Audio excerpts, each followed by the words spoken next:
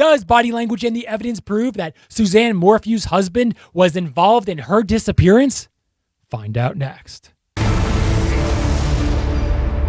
Welcome back to the channel, Shakers. Derek Van Shake here. Suzanne Morphew is the 49-year-old Maysville, Colorado woman who went missing after going for a bike ride on Mother's Day, Sunday, May 10th, 2020. The search for a Chaffee County woman continues. Suzanne Morphew, missing since Mother's Day when she did not come home from a bike ride. The Maysville mom and wife has gotten national attention while deputies continue to look for any clues in a case that still has more questions than answers. She's married to Barry Morphew and have 2 daughters together. We have her nephew, Trevor Noel. She is the sweetest, most loving person.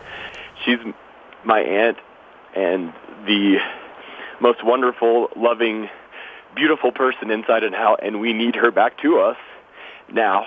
Police seem to have found Suzanne's bicycle, which appears to be less than a mile from Suzanne's home in very rural Colorado. I'm willing to confirm that the bike was found on Sunday evening, the night that she disappeared. As many of you know, I live in South Denver, Colorado. I mountain climb, hike, do a lot of exploring of the Colorado wilderness. So I'm actually familiar with the area she disappeared. That area is basically as rural as you can get, but there's a state highway that goes through it. This area is not at all like a bad part of a major city. We don't have too many things like this happen around here. So when I first heard about this missing persons case on the local Denver news, I figured she went mountain bike riding on the many trails out there and got lost in the vast Colorado wilderness. However, that doesn't seem to be the case. Locals have said that the police found her bike at Fooses Creek, which is less than a mile from her home. Police have said that the evidence indicates that it's unlikely that she was attacked by an animal. It doesn't seem like she got lost because they found her bike, and she's very familiar with those trails around her home. So it's pretty much deduced down to either an abduction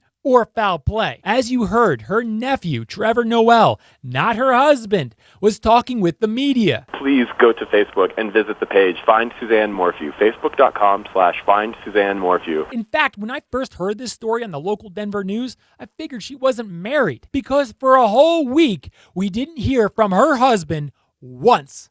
Not once. Not in a TV interview, not in a newspaper interview, not a social media interview, no statement, nothing. After a whole week of Suzanne missing and this story getting national TV coverage, we finally hear from Suzanne's husband, Barry, in a 25-second, apparently rehearsed video statement. So we're going to continue to piece together the evidence along with breaking down his body language to reveal if her husband is involved in her disappearance. Now, let's get started. A neighbor told the sheriff Suzanne never came home from a bicycle ride. Now searches have located her bicycle and an unspecified personal item. Her husband, Barry, issued a plea today online. Here's his quick 25-second statement in full. See what you think of his body language and other clues, and then we'll rewind it and break it down. Oh, Suzanne, if anyone is out there that can hear this, that has you, please, we'll do whatever it takes to bring you back. We love you, we miss you, your girls need you.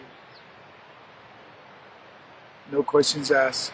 However much they want, I will do whatever it takes to get you back. Honey, I love you, and I want you back so bad. What do you think? Do you think Barry was involved?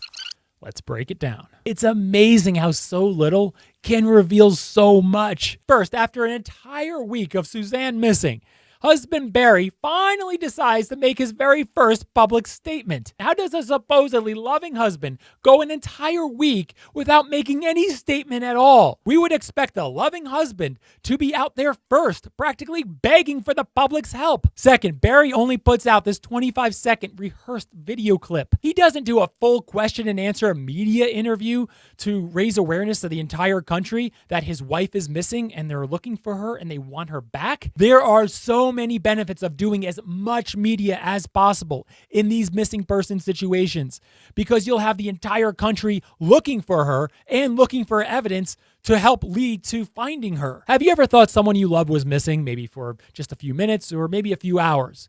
How did that feel? Personally, I have, and it's one of the scariest feelings on earth. It's that terrible sinking feeling of not knowing what your loved one could possibly be going through at this very moment. Anyone who wants to find their loved one will literally do anything and everything possible, even if it's a slim possibility that it will lead to their loved one's return. they will still do it. But Barry over here has been MIA for the past week. And as you surely know, that first week of someone's disappearance is the most critical to get them back safely. Is it possible he's avoiding media interviews because he saw how guilty another Colorado guy, Chris Watts, looked when he did his media interviews? I don't know where my kids are. I have no inclination of where she is. Like, Shanann, Bella, and Celeste, if you're out there, please, just come home.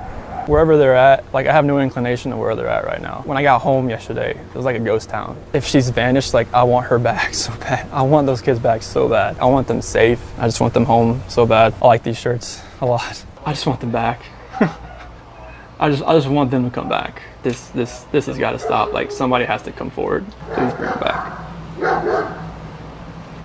Oh, Suzanne, if anyone is out there. Now let's get into his body language. First, lack of reasonable emotion. Remember, this is the first week after his wife disappeared. And at this point, he surely would know that something is terribly wrong. Most wonderful, loving, beautiful person inside and out, and we need her back to us now. But no sadness or scared emotions. I can hear this, that has you. Please, we'll do whatever it takes to bring you back. Look at his eyes. His eyebrows are stagnantly down and together the whole time, which seems to be imitating concern because that expression is very inauthentically fixed on his face. And his body language is incongruent, profusely shaking his head no when he said it. We'll do whatever it takes to bring you back. Which indicates he doesn't seem to want her back. We would expect a lot of head nodding when he said that. Although generally in a situation like this, we would expect some head shaking, indicating disbelief that this is happening. But in what should be a very certain part of his statement, he profusely and incongruently shakes his head no with what seems to be tense fake emotion plastered on his face. We love you, we miss you, your girls need you. No questions asked. However much they want. Here's the thing too. Barry's claiming that his wife was randomly abducted off her mountain bike on Mother's Day Sunday. They found her bike at Fooses Creek. So according to Barry here, there's a random abductor hanging out on a middle of nowhere, backwoods, Colorado mountain biking area, just waiting for the right person to come along all alone on Mother's Day, when people typically spend time with family and don't go out alone. I will do whatever it takes to get you back. Honey, I love you.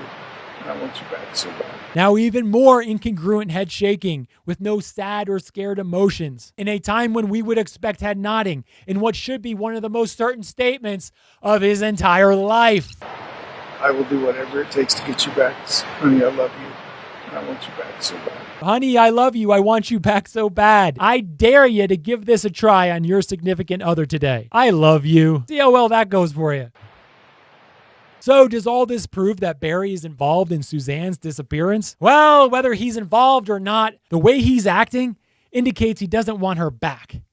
But also the story of her randomly being abducted off of her bike in the middle of nowhere, Colorado on Mother's Day seems pretty bogus. You're surely wondering where Barry claims he was on Mother's Day Sunday. Barry claims that he was in Denver, which is about 2.5 hours away from their home, on a business trip. On Mother's Day Sunday, a supposedly loving husband was on a business trip away from his wife/mother of his kids and his kids during a safer at home quarantine order in Colorado, and at that very odd exact time where it doesn't make sense for Barry not to be home with his wife and kids, his wife vanishes. Keep in mind too, even if he can prove that he was seemingly bogusly in Denver during the time of his wife's disappearance, doesn't mean he could not have been involved in her disappearance. Also remember, this is an open investigation and very little evidence has been officially released to the public. We've also solicited and received the help of the Colorado Bureau of Investigation and the Federal Bureau of Investigation, and they are here now and they're actively working with us on this investigation. To the CBI and FBI, I know some of you watch my videos, so if you want a fresh perspective on something or a second look, let me know. You of course have my cell phone number and my personal email. Just so everyone knows, I typically decline all private investigation requests, such as, is my husband cheating on me? But obviously this is quite a different situation. We've run foot searches using air support, canine support, swift water support, and we've also utilized countless hours of drone searches. We've used well over 200 personnel and over 2,000 man hours have gone into this search, but unfortunately we haven't found Suzanne yet, and as I stated before, that is our top priority. We're certainly hopeful she is. Obviously, as time goes by, it gives us concern, but we're searching as though she's alive, and we do believe she could still be alive. Give this video a thumbs up if you think her husband could be involved in her disappearance. Give this video a thumbs down if you think he was definitely not involved in her disappearance. Now in the comments, what do you think happened to Suzanne Morphew? Let everyone know in the comments below. Remember to hit that subscribe button now so you don't miss out on new body language and investigative videos where we always seem to shake up YouTube. And I'll see you at the top.